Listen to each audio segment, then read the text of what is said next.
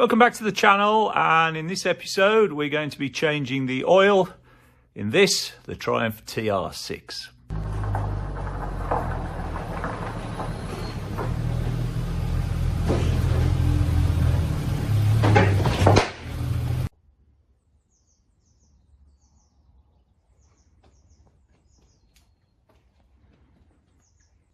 So changing oil on the TR6 then, a relatively straightforward job, but we'll run through it here just in case you've not done it for a while or would like a little bit of a refresher. But what I'm interested to know today is, can I use artificial intelligence to help me change my oil? So the common wisdom with classic cars is you get your car out the garage every year. After the winter, typically, you give it a good overhaul, change the oil, and you're there ready for the season ahead. Also, there's a massive debate, of course, as to what oil you put in your car. And we're not going to go down that road. I'm sure the comments will get full of lots of different brands and types of oil.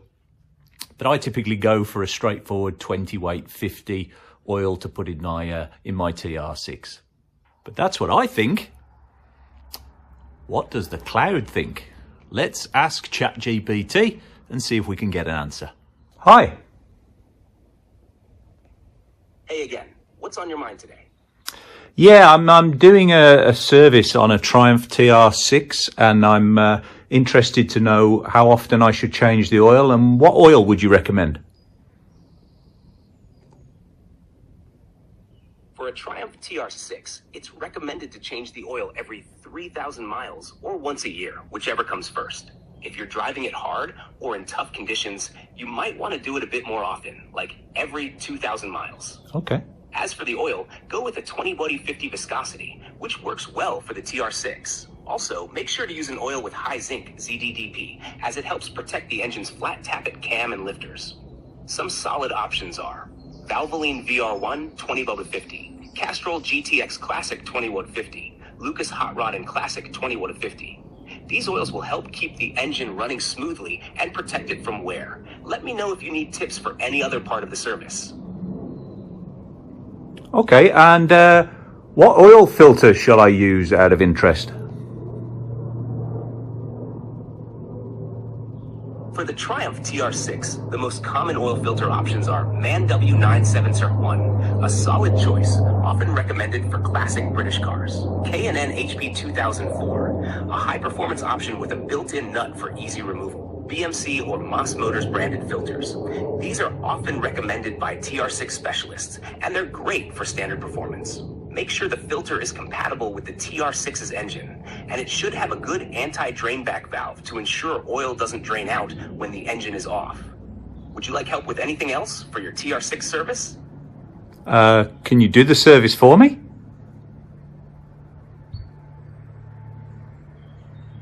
I wish I could help you out in person with the service. Unfortunately, I'm only here for advice and guidance, but if you need a step-by-step rundown of any part of the service, I can definitely walk you through it. Okay. Just let me know. That's good to know. Thanks for your help today. You're very welcome. Glad I could help. If you need So there you go. AI can help you service your TI6. So there we go then. Every 3,000 miles and a 20 weight 50 oil is exactly what you need. Let's have a look at some tools for the job. Fuel tools we need for the job then. The manual's always helpful as a reference guide and to give you your oil capacities. The bolt for the sump actually is a square head, and I've always found a 7/16 spanner is really useful for undoing that. We need an oil filter, so we've got an oil filter here ready to go. We need 5 litres of 20 weight 50 oil.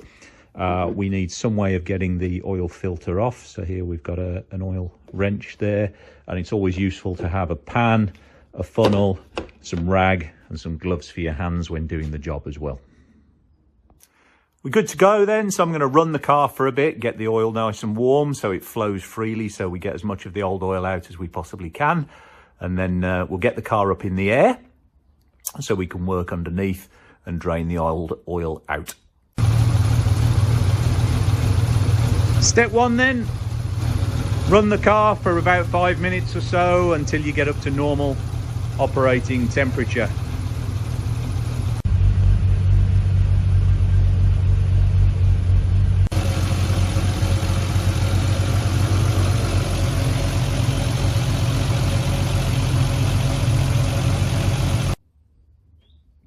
Step 2, I've taken the cap off here so I can put the funnel in there later on nice and easily, and so that there's no vacuum or anything restricting the oil from flowing out underneath.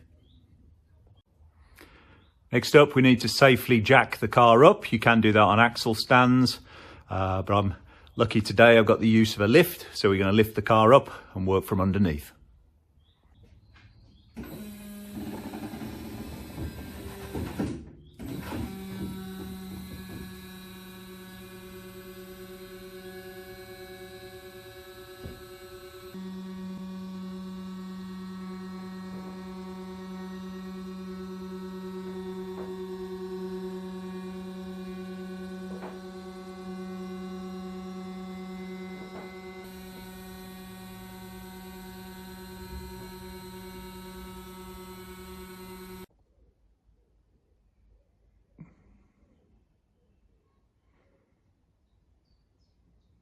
And there it is then, looking underneath the car. You got the sump plug there on the left hand side of the car, and sitting just above it next to the clutch slave cylinder is the oil filter. Nicely sitting at the bottom of the car, so you can just unscrew that and drop it away. First thing to do then is undo the sump plug. We can let out all of the old oil. So I'm going to use a 7/16 spanner here. But you might have some other tools available, or it might even be a bolt in your car, so just have a look. But this certainly works on the square head of the sump plug I have.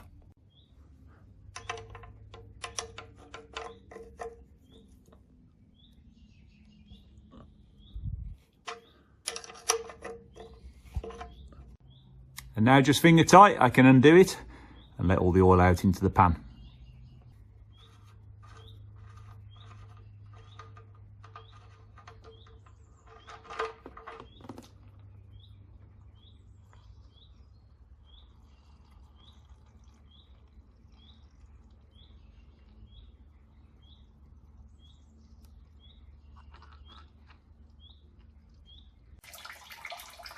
Right, going to let that drain for a while and turn our attention to the filter.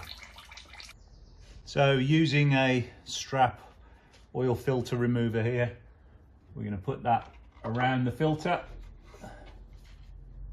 tighten that up anti-clockwise.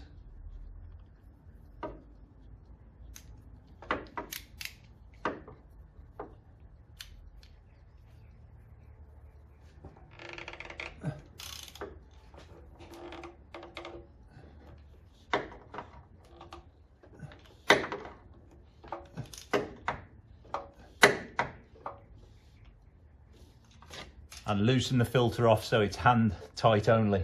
Now I can use the pan to unscrew the filter and take it out.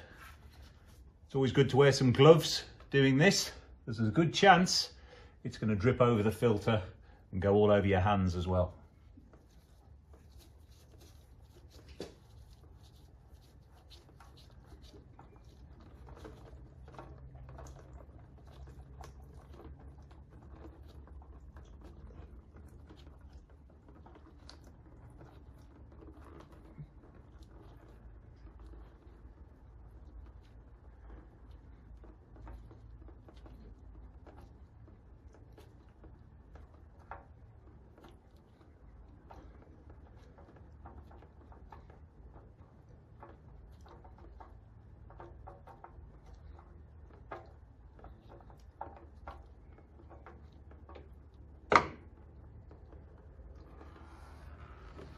Once the oil has stopped dripping here, gives you the opportunity with a bit of rag to clean up the area around the filter housing and also around the sump plug.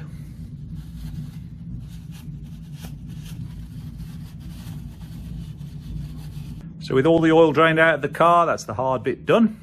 Next, refit the filter. So I'm using a Quinton Hazel oil filter here, reference QFL 0099. It's also got an equivalent here, a WL7074. So I'm sure if you had a look online, you could find the equivalent from different manufacturers. Lots of manufacturers make these pumps. This filter characterized by being a spin-on filter. So here you can see the thread in the middle. That simply screws into the housing, and you've got a one-way valve there within the pump to stop the oil going backwards through the system once it goes forward. Helps with oil pressure on startup. Worth noting that the spin-on oil filter is an upgrade to the standard TR6. The standard TR6 having a housing on the side of the engine with a paper filter that sits inside of that. You may have that, in which case one of these isn't going to work on your car. But it's a very popular upgrade. It's one of the first upgrades that most people do to their cars, so there's a good chance you're going to have a spin-on filter like this. So I always like to smear a little bit of oil around the oil seal on there, just to help with the filter going on and create a slightly better seal. Personal preference. And then once done, then we can simply offer up the new filter and spin it on by hand.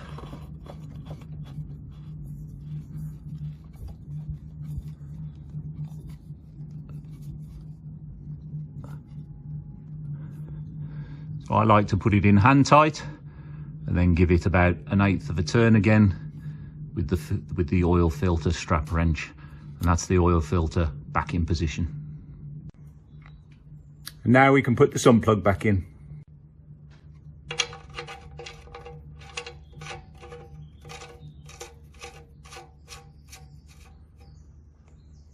Again, finger tight, and then I'll use the 7/16 spanner just to nip it up.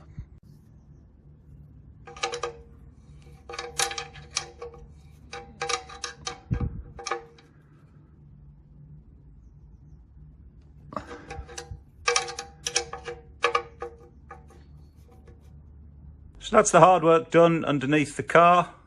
All that remains now is to take the waste oil, put it back in the empty 5-litre container that I create when I put the oil into the top, and then take it down the local recycling centre.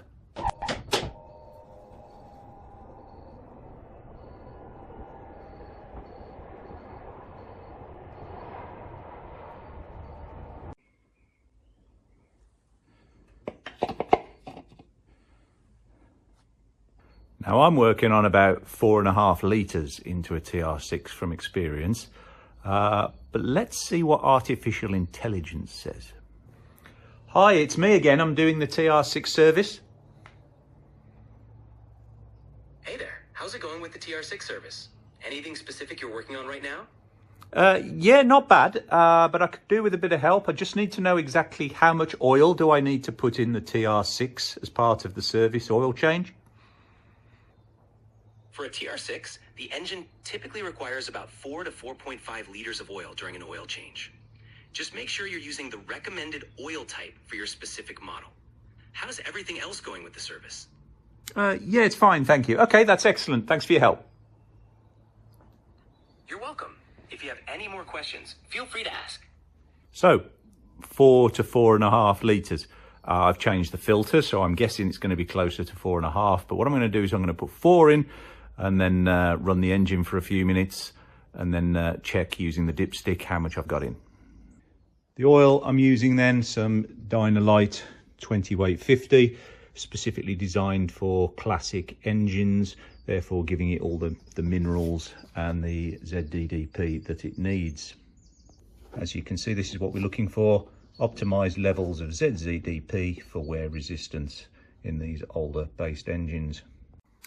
Of course, you may have your own preference, you may have your own supply. In order to get that, I'm sure there will be a massive debate in the comments as to what oil is appropriate for these cars. There always is all over the forums. Everybody has their personal choice. But as far as I'm concerned, if it's 20 weight 50, then we're good to go.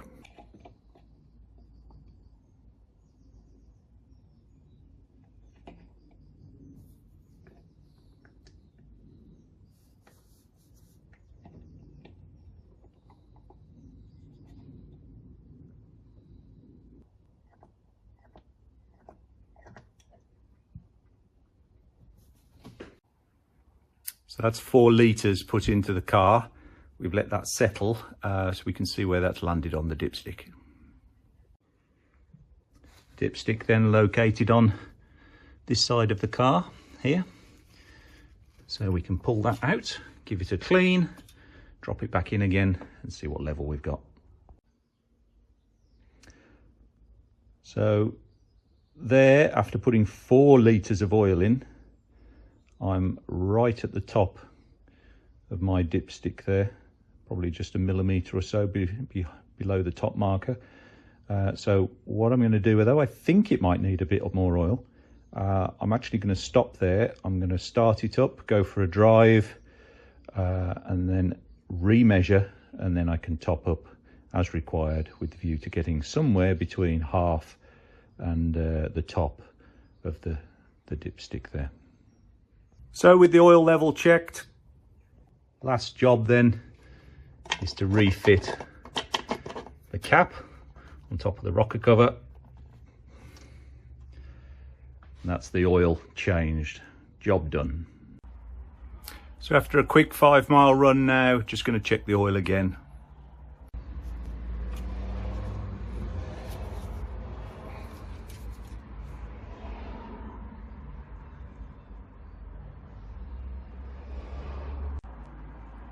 Perfect.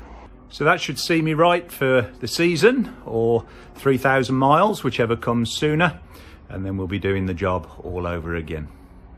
So thanks for watching, thanks for subscribing, looking forward to all your comments, and see you on the next video.